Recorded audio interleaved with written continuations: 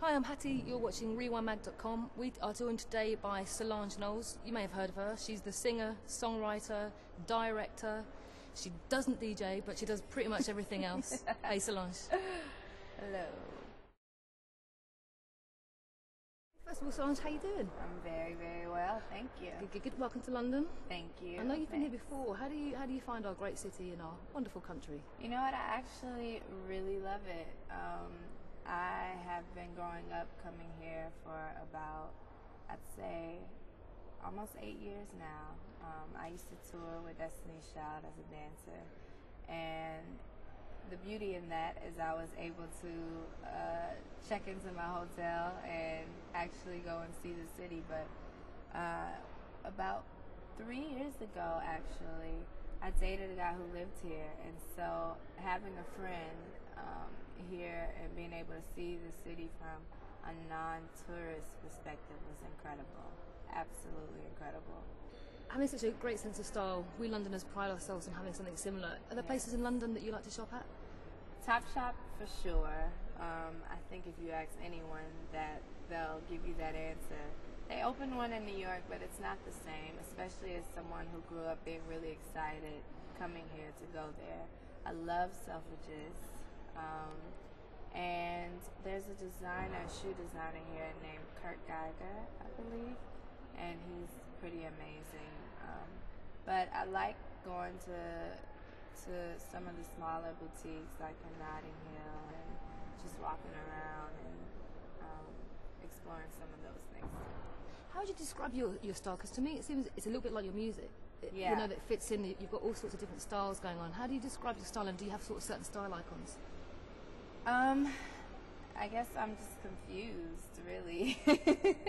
I don't really, I guess for me, I've always grown up just putting on exactly what I feel. And so I don't think there's like a real established concept there. But I do have a lot of style icons. New York is probably the strongest one. I also like Erykah Badu's style. I guess for me, people who really kind of grasp into the zone and they're able to treat their style as an art form, I think is something really interesting there. So that's sort of my philosophy. I look for like lines and graphics and detail and buttons and heel shapes, and I take a lot of pride in it. A lot of people try to act like, oh, it's so effortless, but that's bullshit.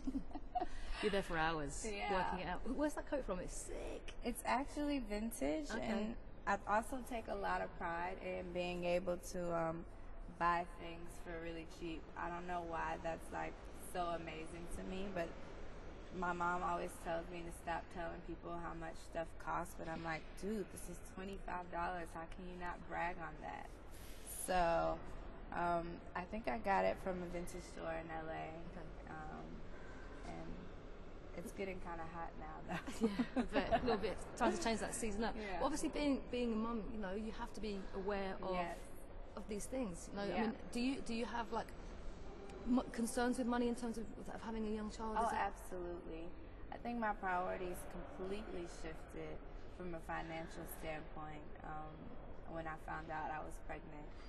And, you know, just in the long run, being able to feel like no matter what happens, I'll always be able to have an account where he will be able to go to college with no problems, no headaches.